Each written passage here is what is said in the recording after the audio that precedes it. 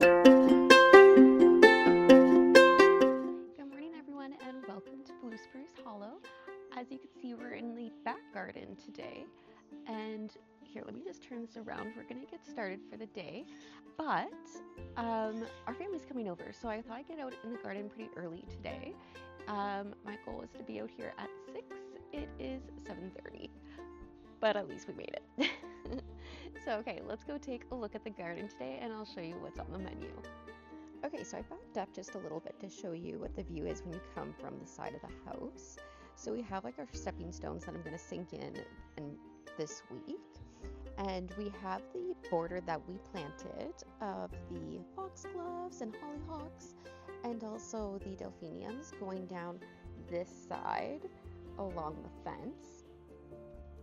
And I just have my tray here of some annuals that I had picked up. So coming down now into the garden area, I wanted to plant up, I'm going to turn around here for you,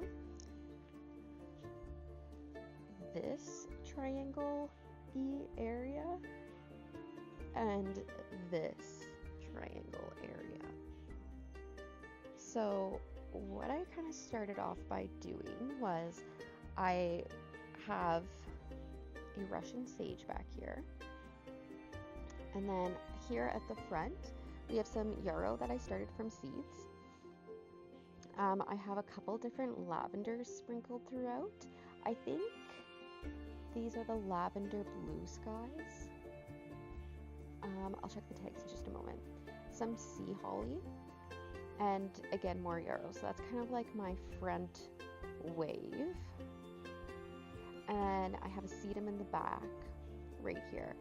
It definitely needs more filling out. I think this year I'm just going to fill it with annuals while I kind of figure out what I think about the heights, because this is obviously all garden bed, but I want you to have like a nice view, because eventually we're going to redo the side of the house. So when you walk down the side of the house, I want it to be like a nice view, but I also want you to have a nice view from the swing.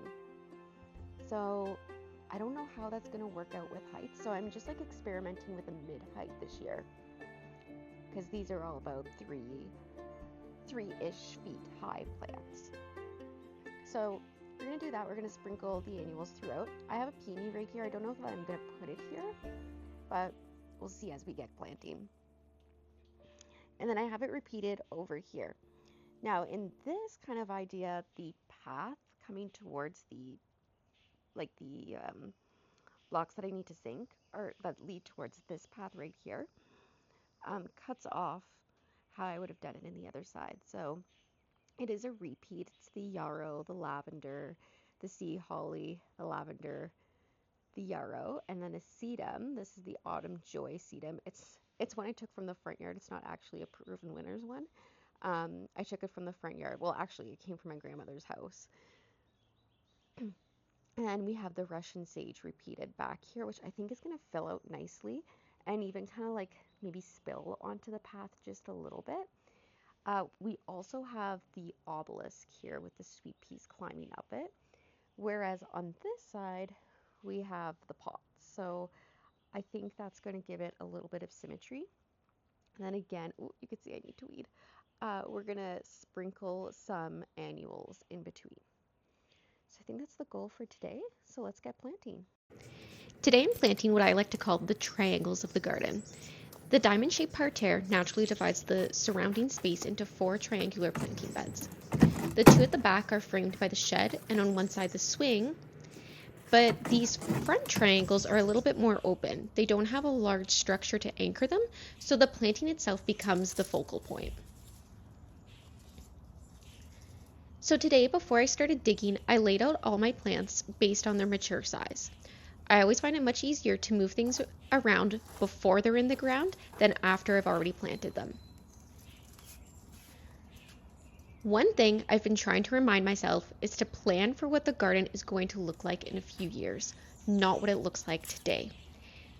It's very easy to plant everything super close together when the plants are small, but giving them enough room now will help them grow into healthy full clumps later on.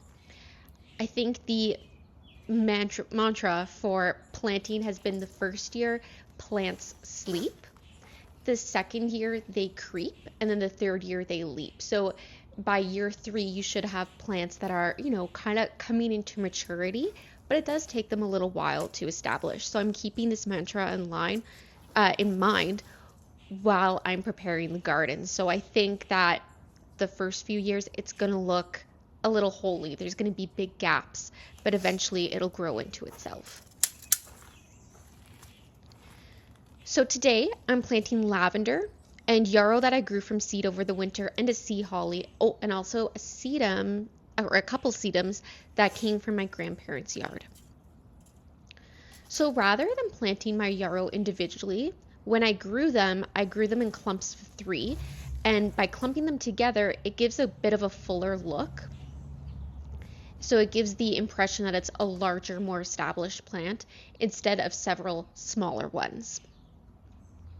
Yarrow is one of those plants that need to grow their roots a little bit more. So again, it follows that mantra of, this year, next year, I might not really get a lot of blooms, but by year 3, I should get blooms. The sea holly will become a focal point in the center of each triangle with its beautiful steel blue flowers and the architectural shape that it provides.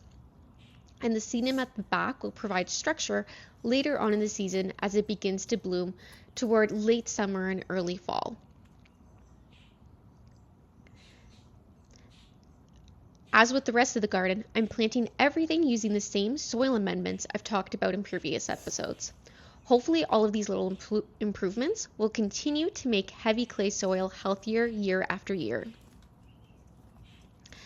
Unfortunately, this is also the episode where I discovered that sometimes technology has other plans. I accidentally filmed a few things I didn't mean to, and somehow managed to miss recording a couple of the parts I actually wanted to show. I guess that's just part of the learning curve.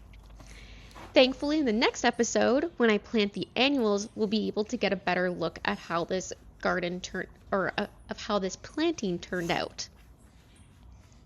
Once everything is planted, I finish by giving each plant a really good deep watering to help settle the soil around the roots, and then give them the best possible start in their new home.